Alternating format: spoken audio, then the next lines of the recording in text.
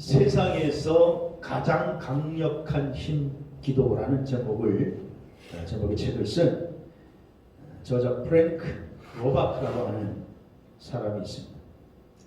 이 사람은 어려서부터 신앙생활을 하면서 하나님이 있는 것을 믿었고 늘 신앙적인 환경 안에 살았는데 하나님의 살아계심을 그는 머리로는 믿었는데 경험적으로는 체험하지 못해서 갈등하게 됩니다. 하나님이 나를 사랑하지 않는 건 아닌가? 이런 고민을 하는 중에 드디어 중년 이제 45살이 돼서 결심하기를 내가 하루에 24시간 온전히 예수님만 바라보며 살겠다. 이런 결심을 하게 되죠. 그리고 그 결심을 실행하기 위해서 제일 먼저 한 일이 뭐냐? 아침에 딱 일어나서 하루 삶을 시작할 때 예배드리고 간단하게 기도하면서 삶을 시작하기로 삶의 방향을 딱 잡은 거예요. 그래서 아침에 이제 일어나면 간단하게 기도하면서 하루의 삶을 시작하고 말씀을 읽으면서 하루의 삶을 시작하니까 삶의 방향이 조금씩 바뀌기 시작했어요. 성경을 볼 때 하나님의 음성을 이제는 듣게 되고 또 그 음성에 순종하는 자기 자신의 모습을 발견하게 된 것이죠. 사랑하시는 여러분, 이렇게 성도는 24시간 하루 생각과 마음 속에서 주님을 바라보겠다라고 하는 결단을 가지면은 하나님께서 세상의 유혹을 이길 수 있고 그리고 우리가 세상에서 걸어가는 발걸음을 복된 발걸음으로 삼아주실 줄로 믿으시기를 바랍니다. 오늘 읽은 시편 29편은 다윗의 감사 예배시다 그런 별명이 붙어 있습니다. 감사 예배시란 공중 예배시나 특별한 절기 때 낭독했던 기도시나 찬양을 가리킵니다.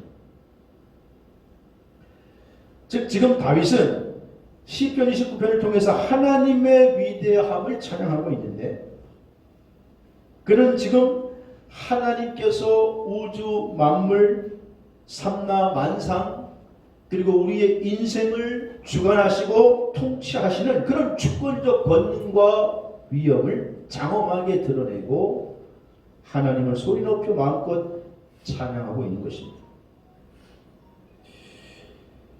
이 시편 29편은 그러면서 다윗의 신앙 고백이요 체험을 지금 기록하고 있는 말씀인데 사실 시편 28편 앞서 보면 다윗은요 자기 아들 압살롬의 반역으로 인생의 고통과 아픔을 느끼고 비탄함을 노래하고 있는데 오늘 이 29편에 와서 보면 분위기가 완전히 바뀌어서 어떻게 이렇게 하나님께 찬양하고 하나님의 그 장엄함을 노래하고 있냐라는 거예요.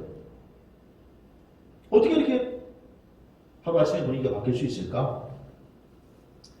여러분 셰익스피어의 맥베드라고 하는 작품에 보면 맥더프의 대사 중에 이런 대사가 있어요. 아침마다 새로운 과부들이 아우성치고 아침마다 새로운 고아들이 울부짖으며 새로운 슬픔이 하늘에 낯을 치는구나. 무슨 말인가 하면 우리가 인생을 살아갈 때에 고난과 아픔은 인생에 찾아오는 고난과 아픔은 누구도 피할 수 없다는 거예요. 모든 인간은 고난을 다 아픔을 다 겪는다는 말이죠. 그래서 아침마다 고아가 생기고 과부가 생기고 여러분 그런 고난과 아픔이 우리 인생에 다가올 때 우리는 어떻게 해야 될까요?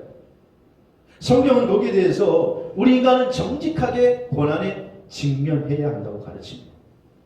다윗도 그랬고 우리 예수님도 그랬죠.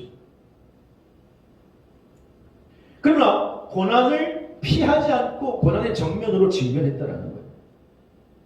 문제는 그런 고난과 아픔을 직면할 때 우리가 그것을 극복할 수 있는 대안이 있는가? 기독교는 그런 대안이 있는가? 여러분 세속적 관점에서 고난은 무조건 싫은 거고 회피해야 되고 고난의 끝은 죽음이에요. 견디다겠는데 힘들면 죽는 거죠. 그러나 종교적인 관점 각각의 종교는 고통에 대해서 나름대로의 대안을 가지고 있어요. 업보를 중시하는 힌두교는 그 업보를 힌두교에서 카르마라고 하거든요. 근데 힌두교는 인간에게 고난과 아픔이 오는 건 내가 전생에 죄를 지어서 그렇다는 거예요. 그래서 불평하지 말고 살아라 그렇게 얘기합니다. 불평하지 말고 그냥 살아라. 네 업보다. 여러분 그런데 그게 맞는 말이에요? 아니 내 삶은 지금 내가 사는 건데 무슨 전생이고 그리고 또 이 생에서 잘 살면 다음 생에는 어떻게 또 잘 태어날지도 모르고 설득력이 떨어지는 말이에요. 불교는 인생의 고난 자체는 인정합니다. 그래서 우리 인생을 생로병사라고 하는 네 가지 말로 정리해요. 그리고 인생 자체가 고통이라는 거예요. 불교에서 강조하는 고통.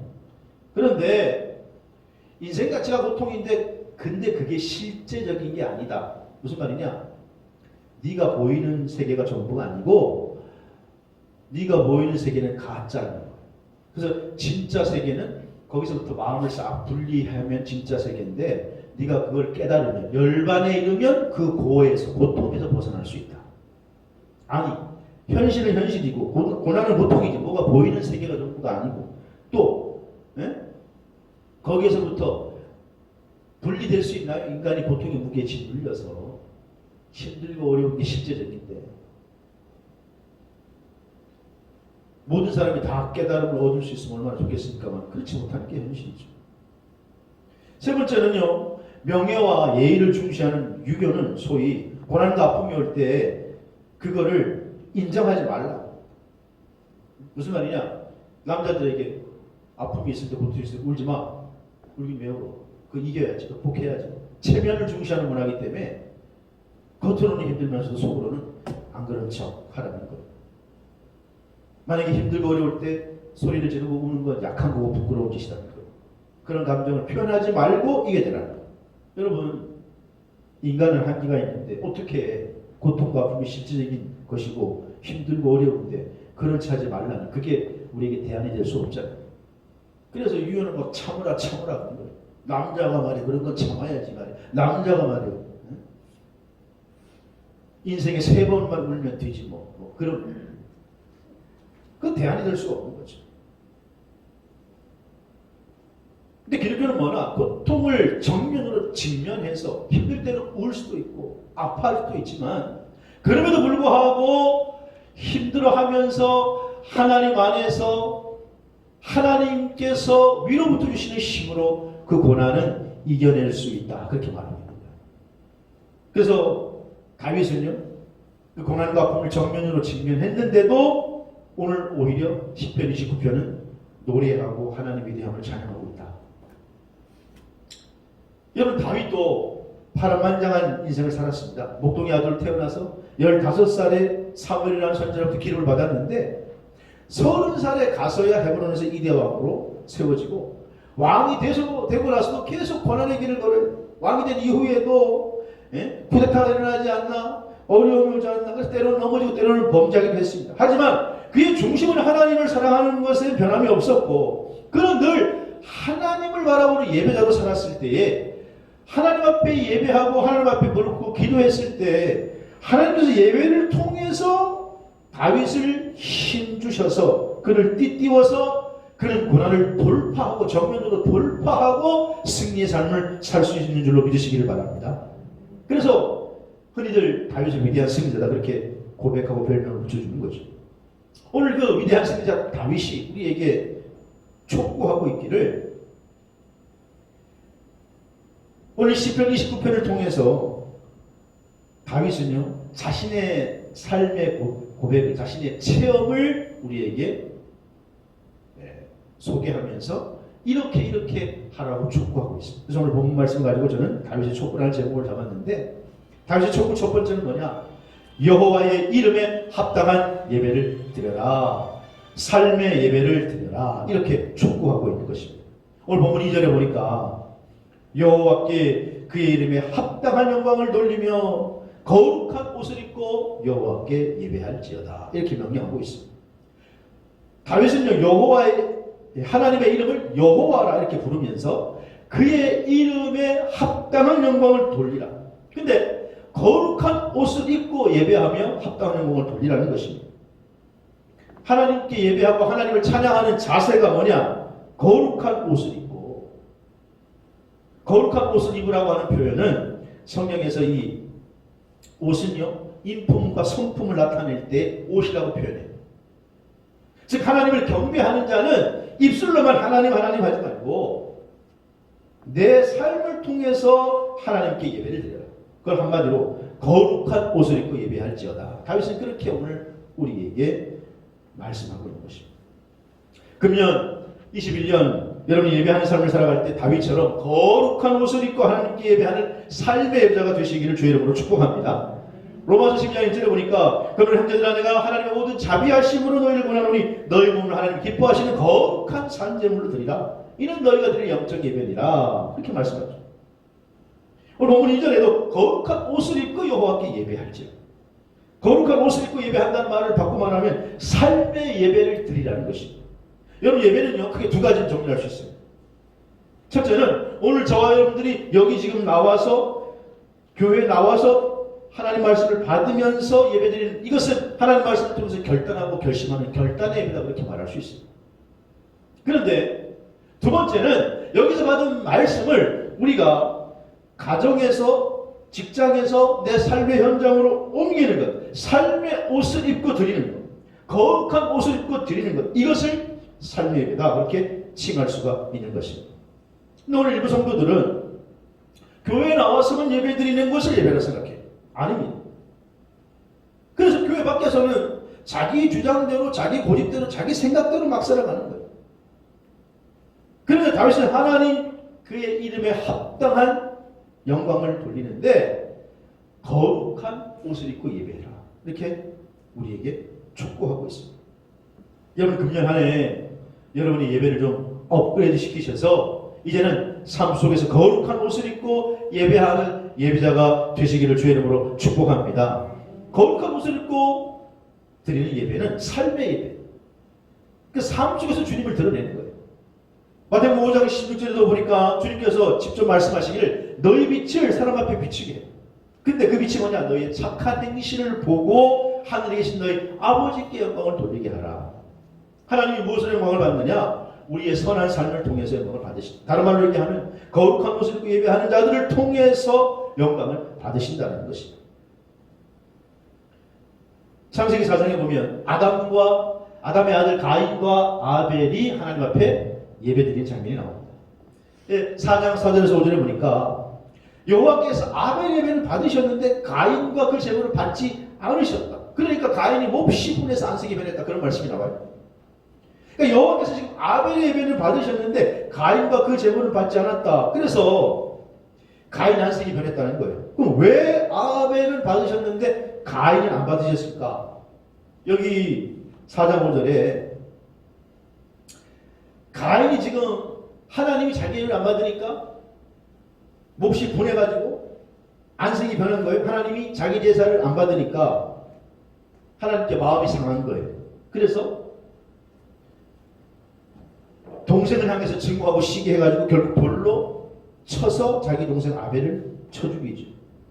이것은 무슨 말이냐면 가인이 평상시에 하나님에 대한 존경과 감사는 없었지만은 아벨은 평상시에 늘 하나님께 감사하고 하나님을 경외하는 그런 사람이었다는 거예요. 그래서 아벨의 예배를 받으시고 가인과 그 제물은 받지 않으셨다. 여러분 우리가 똑같이 지금 이 자리에서 예배하고 있지만 어떤 사람의 예배는 하나님이 받으시면 어떤 사람의 예배는 받지 않아요. 여러분이 드리는 예배가 하나님께 연락되기를 주의 이름으로 축원합니다. 세계 최고의 3대 성악가라고 하면 루치아노 파바로티, 플래시도 도밍고, 호세 카렐라스라고 하는 사람을 줄 수 있어요. 그런데 아주 미세계 음색으로 유명한 호세 카렐라스라고 하는 이 세계 최고의 3대 성악가 중에 한 사람은 신앙의 사람으로도 유명합니다. 근데 이 사람이 1987년 7월 오페라 라보에메라고 하는 그 작품의 주인공을 맡아가지고 공연을 하는 도중에 갑자기 주변에 쓰러져가지고 병원에 실려요. 공연하는 중에 쓰러져가 난리가 났어요. 나중에 병원 가서 조사해보니까 백혈병이라고 하는 진단 결과가 나왔어요. 아니 공연을 하는 사람이니까 공연을 하면서 사람을 만나고 노래하는 성악가인데 백혈병이 진단을 받았으니 이거는 사형선고나 다름이 없죠. 그래서 그는 정신을 차리고 마치 히스기야 왕처럼 하나님 앞에 나와서 울부짖어 기도하기 시작합니다. 하나님, 제가 하나님 자녀인데 하나님 말씀대로 살지 못했습니다. 하나님 제 생명을 연장시켜 주시면 이제는 오직 주의 영광을 위해서 내가 노래하겠습니다. 그리고 그는 기도하면서 하나님 살려주실 것이라고 하는 확신을 가졌어요. 그리고는 치료를 받으면서 계속 기도했어요. 그러면서 예배자의 삶을 살았어요. 그러니까 어느 날 이 호세 카르라스가 백혈병에서 완전히 고침을 받게 돼요. 그래서 하나님께 먼저 감사하고 그 다음에는 백혈병 재단을 먼저 세워가지고 자기의 수입의 50%를 백혈병 환자를 위해서 투자하고 그리고 공연하는 중에도 어디를 가든지 예배를 빠지지 않는 삶을 살았습니다. 그러니까 그는 그래서 어느 날 신문기자 인터뷰를 통해서 어떻게 이 백혈병을 극복할 수 있었냐 질문했을 때 성악가의 기본은 노래를 부르는 건데 나는 이제 그냥 노래를 부르는 게 아니라 내 생명을 연장시켜 주시는 하나님을 찬양하며 그분께 영광을 돌리는 예배자로 어디를 가든지 노래를 불렀을 때 하나님은 내 삶을 연장시켜 주시고 내 병을 극복하게 해주신다 고백하게 됩니다. 여러분 우리 그리스도인의 삶의 기본은 예배인 줄로 믿습니다. 근데 그 예배가 뭐냐? 거룩한 옷을 입고 예배하라. 오늘 다윗이 시편 29편에서 우리에게 촉구하는 첫 번째는 뭐냐? 거룩한 옷을 입고 우리가 가수로서든지 뭐 사업가로서든지 직장인으로서든지 주부로서든지 각자 서 있는 삶의 위치에서 여러분 삶의 예배자가 되어서 하나님 손에 붙들리는 인생 되시기를 주의 이름으로 축원합니다. 두 번째는 오늘 승리자 다윗의 촉구 두 번째는 여호와의 소리를 들어라 주의 음성을 들어라 이렇게 말하고 있습니다. 오늘 본문 시편 29편 3절을 보니까 여호와의 소리가 물 위에 있도다 여호와는 많은 물 위에 계시도다. 시편 29편 여러분 자세히 보면요 여호와의 소리라고 하는 표현이 무려 7번이 나와요. 여기에서 소리는 히브리어로 콜인데 어떤 폭풍 같은 내성, 지진 같은 울림 그런 의미로 사용되고 있습니다. 여호와의 소리가 레바논의 백향목을 막 쪼개고 여호와의 소리가 레바논을 막 흔들고 레바논 산맥을 흔들고 시돈 사람들이 이 헤르몬산을 시론이라고 불렀는데 시론을 막 흔들고 그런다는 거예요. 그러니까 하나님의 소리가 어마어마한 소리로 세상 천지 만물에 울리고 있다라. 이 여기서 하나님의 소리는 사실 하나님의 말씀을 가리키는 것인데 하나님의 말씀이 온 천지 만물을 진동하고 있다. 그렇게 다윗이 선언하고 있는 것입니다. 여러분 다윗 당시에 가나안을 비롯한 고대 근동 사람들의 세계관은요 자연을 신으로 섬기는 그런 생각이 있었어요. 우리 동양 사람들도 왜 옛날 우리 어른들 보면 뭐 돌도 막 가서 비나이다 그리고 그리고 그냥 고목도 막 섬기고 바닷속에도 권력이 있다고 이렇게 믿고 막 그러잖아요. 번개가 치면 이게 막 신이 노했다고. 그런데 여러분 믿는 성도들에게는요 자연은 결코 두려움의 대상이 아닌 줄로 믿으시기 바랍니다. 하나님의 피조물일 뿐이에요. 자연은 오히려 인간의 삶에 터지는 동시에 자연을 통해서 하나님의 능력과 거룩함을 깨닫게 되는 거예요. 왜냐? 그 천지만물을 창조하신 이가 하나님이시기 때문에. 그래서 다윗은 자연을 뿐이고 자연에서 들려오는 모든 소리는 사실 여호와의 소리로 듣고 주의 음성을 들어야 한다. 그렇게 고백하고 있는 것입니다. 그래서 사랑하시는 여러분 승리자 다윗의 두 번째 촉구는 뭐냐? 여호와의 소리를 들어라. 욥기서 37장 2절에도 하나님의 음성 곧 그의 입에서 나오는 소리를 똑똑히 들으라 이렇게 말씀하고 있는 거예요. 오늘 여러분 이 자리에서 설교할 때에도 증거하는 그 음성을 통해서 하나님의 음성을 레마의 음성으로 여러분이 들을 때에 하나님의 음성으로 레마의 음성으로 이 말씀을 들을 때 여러분 삶에 복이 되는 줄로 믿으시기를 바랍니다. 그래서 자연 속에서도 하나님의 음성을 듣고 내성 속에서도 하나님의 음성을 듣고 물소리 속에서도 하나님의 음성을 듣는다는 거예요. 그러므로 사랑하는 여러분 금년 여러분이 어디에 있든지 항상 주의 음성을 듣는 영의 소리가 열리시기를 주의 이름으로 축원합니다. 사사기 13장에 보면은 이스라엘 백성들이 범죄가지고 고난을 당해요. 하나님이 이스라엘 백성들을 도와줘 마지막 사사를 보냈는데 마지막 사사가 누구예요? 성경에 힘센 삼손. 그러니까 삼손을 누구에게 보내느냐? 하나님께서 누구를 선택하시냐? 마노아라고 하는 사람을 선택해요. 이 마노아는 단지파였는데 단지파 마노아에게는 자식이 없었어요. 그런데 여호와의 사자가 찾아와서 마노아의 아내에게 찾아와서 내가 너에게 아들을 줄 거다 그러니까 깜짝 놀래. 그래서 그 사실을 자기 남편에게 얘기하니까 마노아가 믿지 못하겠는 거예요. 그래서 아니 그러면 여호와께서 직접 말씀하시면 어떻게 키워야 될지 알려 주시면 좀 좋겠다. 그러니까 그 마노아의 기도를 듣고 하나님의 사자가 다시 나타나서 9절에 보니까 이야기해요. 그리고 14절에 보니까 이렇게 키워라. 그래서 당시에 나실인들은 이렇게 키워지는데 특별히 삼손은 하나님 쓰시는 사람이라 포도주와 독주를 마시지 말며 부정한 것을 만지지 말게 하라. 마노아에게 하나님 주신 아들을 주실 텐데 이렇게 키워라. 하나님께서 음성을 들으시니까 그 음성을 듣고 너무너무 기뻐하죠. 사랑하시는 여러분, 오늘 여러분 하루의 삶을 시작하기 전에 아침에 일어나시면 한 2, 3번이라도 짧게 하나님 앞에 기도하고 한번 성경을 한번 펴보시는 훈련을 해보시기 바랍니다. 긴 시간 안 해도 돼요. 그래서 한 장이든 두 장이든 한번 말씀을 읽고, 근데 빨리 읽지는 마세요. 천천히 읽어야 하나님의 음성을 듣기도 수월해요.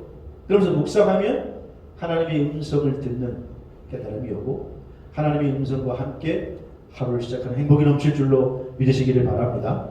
그래서 하나님의 음성을 들으면 우리가 오늘 우리의 삶의 아픔, 고통, 무게를 이기고 승리의 삶을 살게 될 줄로 믿으시기를 바랍니다. 그래서 다윗은 오늘 두 번째로 촉구하기를 여호와의 소리를 들어라. 바꿔 말하면 주의 음성을 들어라. 주의 음성을 듣고 승리하는 저와 여러분 되시기를 주의 이름으로 축복합니다. 철로 역정, 기독교의 교과서라고 할 수 있는 철로 역정의 저자인 존 버년이 어렸을 때 교회를 다녔을 때 그가 무신론자였던 시기가 있었어요.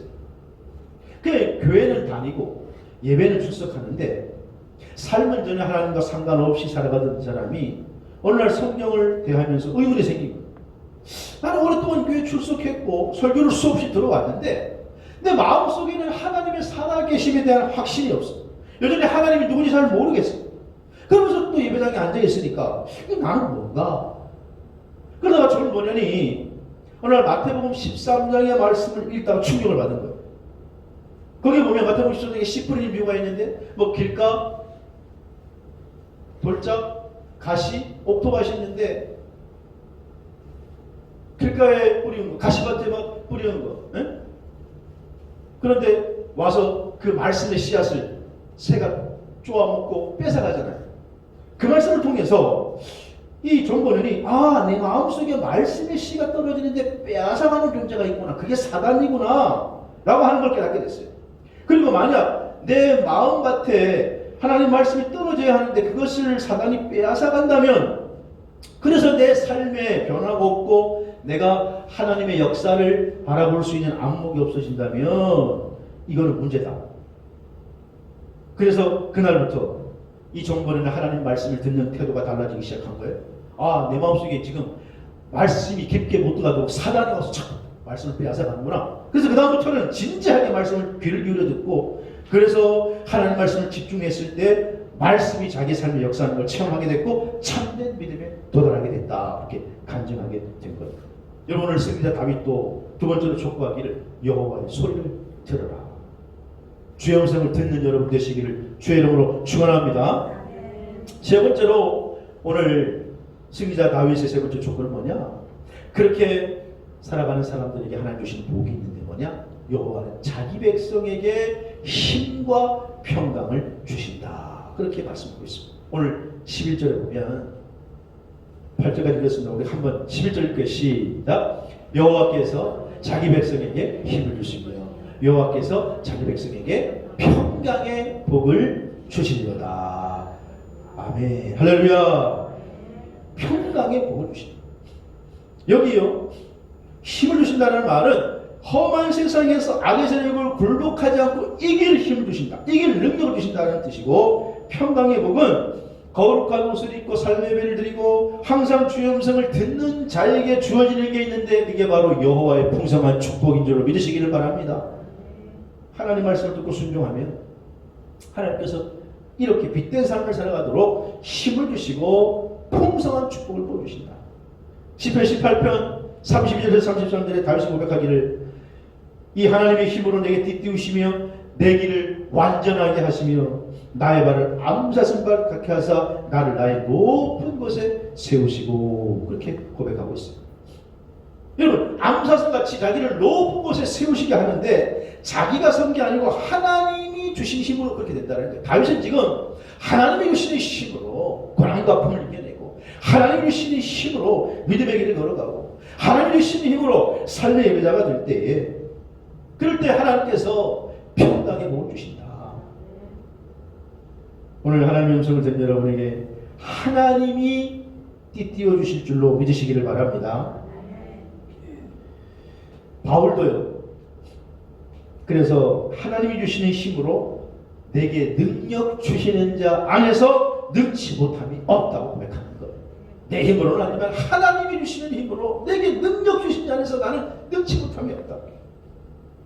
그래서 바울이 복음을 전하다가 감옥에 갇힌 적이 있었는데 감옥에서 바울이 쓴 서신을 우리가 옥중서신이라고 하거든요. 그 옥중서신 가운데 빌립보서 말씀을 보면 빌립보서 4장 4절의 7절 말씀에 그 유명한 주 안에서 항상 기뻐하라. 내가 다시 말하는 기뻐하라. 아니 감옥에 있는데 뭐가 기뻐해?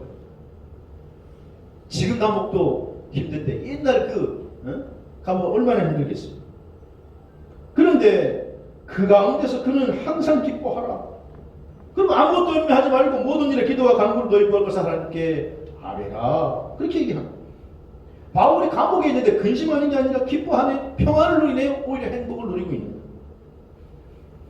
어떻게? 하나님이 주시는 힘으로 가능한 거예요.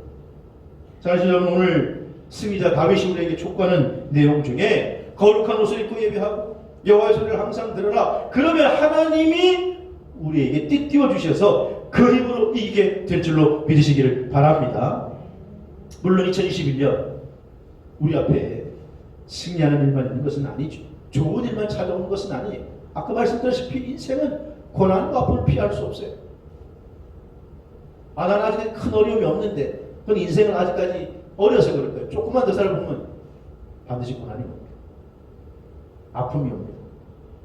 그런데 그때에 여러분의 마음의 평강이 깨어지지 않기를 주의 이름으로 축원합니다.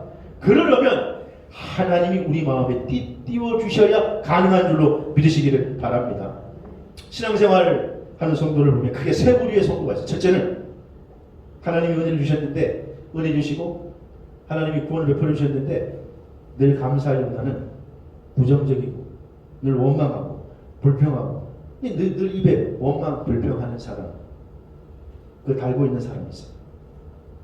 두 번째 부류는 하나님이 복 주신 것을 생각하면 감사해요. 이게 잘 될 때, 자녀가 출세했을 때, 성공했을 때는 감사해요.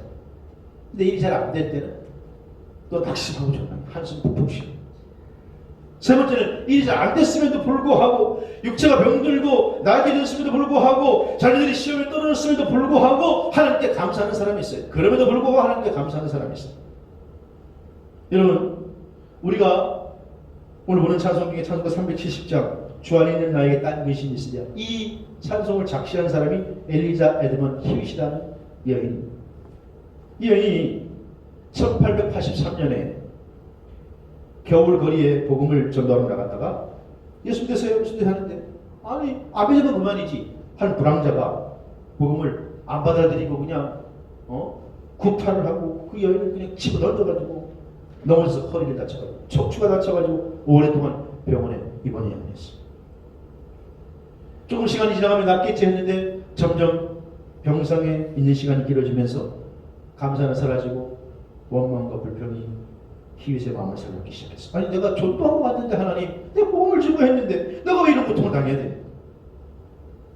하나님에 대한 원망, 자기를 이렇게 한 불황자에 대한 증오, 그는 어느덧 기쁨과 미소가 사라지고 그의 삶에 감사는 자취를 감춰버렸어.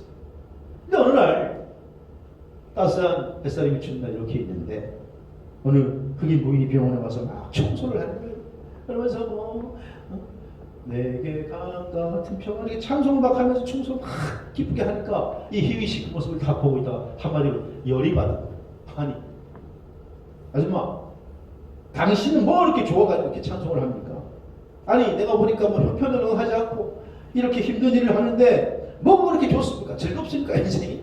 그러니까 하이본이 웃으면서 아유 나는 즐겁습니다. 비록 가난하고 힘들지만 난 예수 믿고 구원받았고 예수님이 나랑 늘 동행하시니 얼마나 감사한 일입니까? 그러면서 웃으면서 대답한단 말이에요. 찬송이 저절로 나오는 거예요. 그녀의 입술에서.